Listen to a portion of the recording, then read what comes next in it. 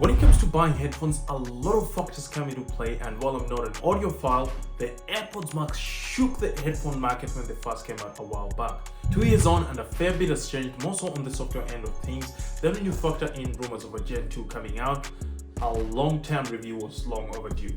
Buckle up and let's go for the ride. Getting into it, design-wise, it's built like a tank, and even after 2 years of use, it still looks as good as new. Its chassis is composed of rubber, aluminum and stainless steel, which is wrapped with what Apple calls the neat mesh canopy for a remarkable combination of strength, flexibility and comfort. Speaking of flexibility, the telescoping arms smoothly extend to stay where you set them for consistent feed and seal, which helps you save valuable seconds as you don't have to adjust it every time you want to put them on. When it comes to comfort, I've been quite impressed, putting in mind I come with a big head and huge ears.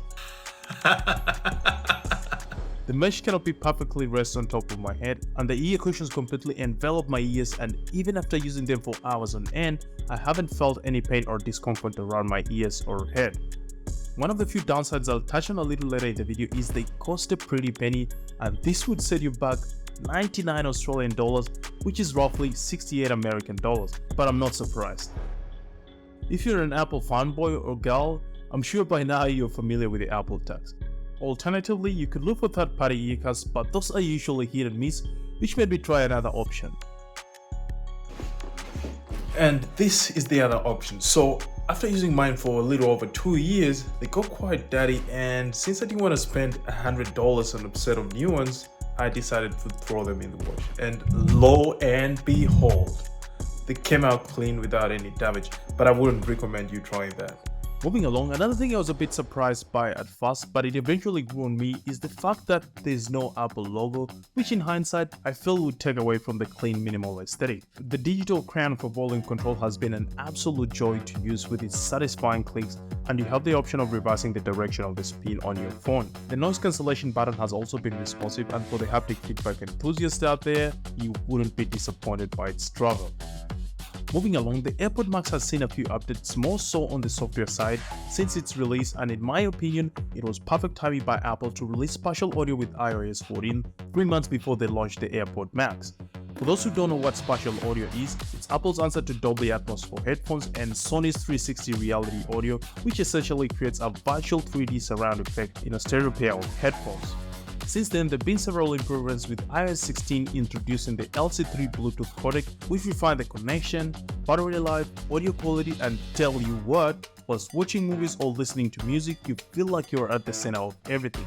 We've also seen the new transparency mode, otherwise known as conversion boost, and if you're a bit lost, just like me when I first heard of it, it enhances your audio conversations, ensuring clean audio and automatic switching for those in the Apple ecosystem. Simply put, I can easily switch from my iPhone to my Mac or laptop. With the design and software updates out of the way, I know majority of you are most excited about the sound quality. While I'm not an audiophile, there's certainly a baseline on what's good and what's not, in which case the fundamental guidelines should always be clarity, detail, dynamic range, and clear separation between the audio frequencies. The 40mm drivers have been a big proponent in delivering excellent quality sound, from the deep punchy bass, well-balanced mids, incredibly crisp highs, all the while keeping distortion at bay. Over the years, I've been toggling between the high quality and high-res lossless audio under Wi-Fi streaming, and it's been an absolute joy to listen to over Bluetooth, since I didn't want to purchase Apple's proprietary 3.5mm jack to Lightning cable, which in my opinion is overpriced. Something to note though, both lossless audio and high-res lossless audio consume significantly more data. Its range has also been immaculate, and unlike some headphones in the market, with the Airpod Max I haven't experienced any drop-offs even when I leave my phone in a different room. As for the microphone, the quality isn't the best, and this is how you'd sound if you're on a Zoom meeting. So this is basically how the microphone sounds. What do you guys think? Let me know in the comment section. When it comes to active noise cancelling, these are by far the best headphones I've ever owned. It simply shuts out everything, and to give some perspective, whenever I'm doing my house cleaning, I like to listen to music, and my Dyson vacuum from about 6 years ago isn't the quietest, but once I chuck them on, the vacuum noise is almost non-existent. With such excellent noise cancelling, it definitely had to have a transparency mode that is second to none, so that you avoid making an absolute clown of yourself in public. And Another thing to be aware of is the vacuum pressurization effect that amplifies the noise cancellation and be a source of discomfort for some people when worn for hours on end. So, to give you guys some perspective, you know that feeling when you come off a plane, then you feel as though your ears are clogged, you open up your mouth, clench your jaws to sort of recalibrate the pressure? It's the same exact.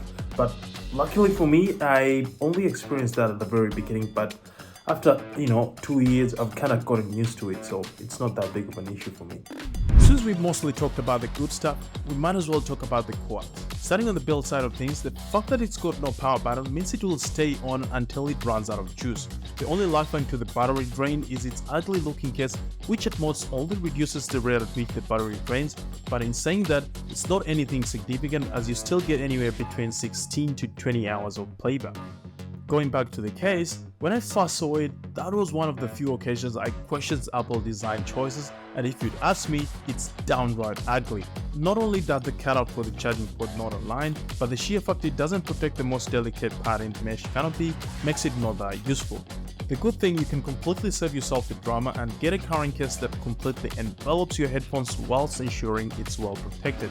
Another obvious one would be the price, and at $850 Australian dollars, it sits on the premium budget end of the market, and the expenses don't stop there. For the full experience of high-res lossless audio, a 3.5mm Jack 2 lightning cable on Apple's website would set you back a further $55 Australian dollars. To add more insult to injury, to get the ear cuffs replaced, you'll have to fork out another $100, and to get a proper case, another $50 Australian dollars. So when you look at it money-wise, the price stacks up really fast. This got me thinking, with that kind of pricing, Apple should have made something with a good IPX rating, but you get none of that. So if you sweat heavily while working out, I wouldn't recommend this as your preferred headphones.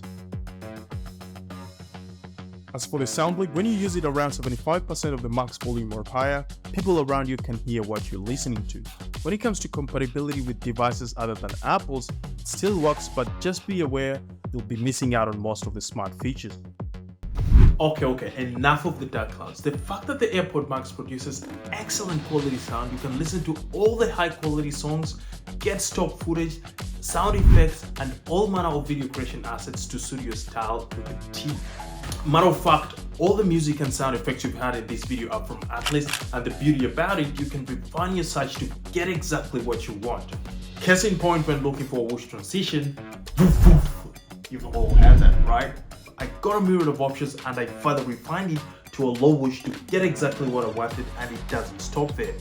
For those who make any kind of content, you know how background music is important in communicating different emotions, and with Atlas, you get a bucket load of songs to choose from, and once you've decided what you're picking, you can add it to a library so that you don't end up downloading the same song twice every time you want to use it.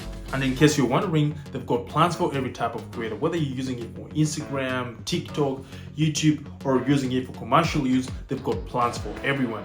If you want to check them out, use the link in the description, and to make it a bit better, I've got a deal for you. With the same link, you get the first 2 months free. Sounds like a good deal? Let's get creative. Enough of that. Let's get back to the video. In conclusion, minus the few flaws it carries and the high price tag, for that person looking to step into a world of pure auditory indulgence, Apple's Airpod Max would be a good pick for you. After 2 years of use, I can comfortably say these revolutionary headphones redefine the very essence of sound, enveloping you in a symphony of sonic brilliance like never before. Crafted with precision and elegance, the Airpod Max boasts a sleek design that complements both style and comfort. And while on the subject of comfort, the memory foam ear cushions paired with a stainless steel frame offer an immersive fit that guarantees hours of effortless wear, and it doesn't stop there. Beyond the aesthetics it boasts, its unparalleled sound quality sets it apart, and thanks to the custom designed dynamic drivers and the advanced computational audio technology, every beat, melody, and note is tuned to perfection. From deep punchy bass, well-balanced mid, and crystal clear highs, you'll experience the richness of every sound layer. To cap it off, its seamless integration with Apple devices ensure effortless setup, and when in tandem with features like adaptive EQ, active noise cancellation, and transparency mode, you can effortlessly tailor your audio preferences to suit any environment.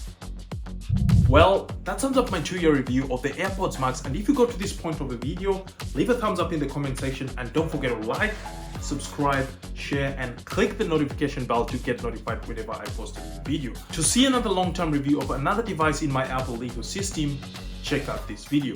Until then, people of the internet, I'm signing out. See you on the next one.